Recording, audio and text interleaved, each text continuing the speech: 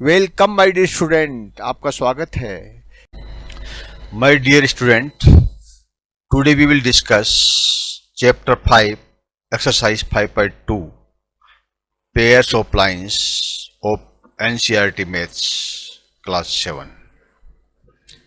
Before we go to exercise, before we start solving questions, let us know the important points of this chapter. देखिए, intersecting lines. What is intersecting line? प्रतिच्छेदन रेखाएं कौन सी होती है? ए line that intersects to और more lines A distinct point is called a transversal. एक रेखा जो दो से अधिक लाइनों को, ये दो लाइनें हैं, इनको काटती है, this is called a transversal line, प्रतिच्छेदन रेखा। कोरस्पॉन्डिंग एंगल्स कौन से होते हैं? देखिए, डिफरेंट वर्सेज जिनकी होती है, ये सब कोरस्पॉन्डिंग एंगल्स है। 3, 4 all these are corresponding angles. ठीक है, इसकी क्या विशेषता है? ये है कि डिफरेंट वर्टिसेज होती है, इनके जो शीर्ष बिंदु होते हैं, वर्टिसेज होते हैं, अलग अलग होते हैं।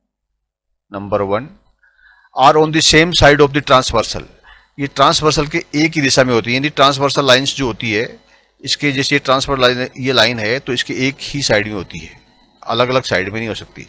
ये सभी जो है ये इस साइड में है, लाइन के इस साइड में है, और ये लाइन के इस साइड में है, और ये वाली लाइन के लेफ्ट हैंड साइड में, ये राइट हैंड साइड में है। And are in a corresponding position above और बिलो लेफ्ट और right relative to the lines. ये दो पंक्तियों की जो है ना, उनकी संगत स्थिति में ऊपरी या नीचे होती है। यानी अगर जैसे ये है तो ये बिल्कुल सेम स्थिति में ये होगा। ये अगर नीचे की तरफ है तो नीचे की तरफ होगा, ऊपर की तरफ है तो ऊपर की तरफ होगा। ठीक है, यहाँ पर ऊपर की तरफ है, इस साइड में राइट हैंड में ऊपर की तरफ, ये भी राइट हैंड में ऊपर की तरफ। अल्टरनेट इंटीरियर एंगल्स यानी वैकल्पिक आंतरिक कोण, वो कोण होते हैं जिनकी डिफरेंट वर्सेज होते हैं, डिफरेंट वर्टिसेज होते हैं, यानी जिनके जो शीर्ष बिंदु होते हैं वो अलग अलग होते हैं, एक पे नहीं होते ही। ठीक है, are on opposite side of the transversal. ये जो ट्रांसवर्सल लाइन है, इसके ऑपोजिट साइड में, यानी एक इधर होगा और एक इधर होगा। ठीक है, तो 1 और 2 क्या है? ये अल्टरनेट इंटीरियर एंगल्स है, यानी वैकल्पिक आंतरिक कोण है। इसी प्रकार से 3 और 4 भी हैं, और इनकी एक विशेषता यह है कि ये दो बिटवीन टू लाइंस होते हैं, यानी एक लाइन ये M और N है, इन दोनों लाइन के बीच में होंगे, ये आगे बाहर नहीं होंगे। Transversal of parallel lines. If two parallel lines are cut by a transversal, each pair of corresponding angles are equal in measures. ठीक है, ये देखिए, ये पैरेलल लाइंस दो कौन सी है? एक ये है, ये दोनों पैरेलल लाइंस है, ट्रांसवर्सल ये है, तो इसके जो कोरस्पॉन्डिंग एंगल्स है, यानी दिस प्लस दिस, जो एक ही दिशा में एक ही जगह संगत कोण जिसको बोलते हैं, संगत कोण है, ये समान होंगे।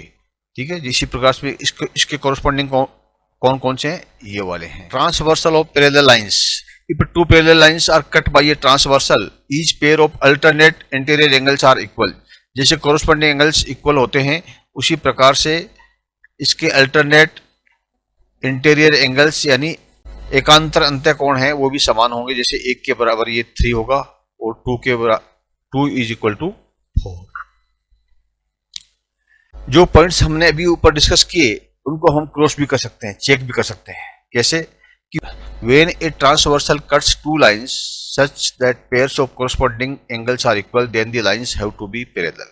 जब एक तिर्यक रेखा दो रेखाओं को इस प्रकार काटती है कि संगत कोणों की युग्म बराबर हो, तो उसे समांतर होनी चाहिए। वो दो जिस रेखाओं को जो काट रहे हैं, दैट मस्ट बी पैरेलल, यानी ये दो लाइनें पैरेलल होनी चाहिए। अगर उसको ट्रांसवर्स दो लाइन को काटते हो, पैरेलल होना चाहिए, तभी कोरस्पॉन्डिंग एंगल हो पाएंगे।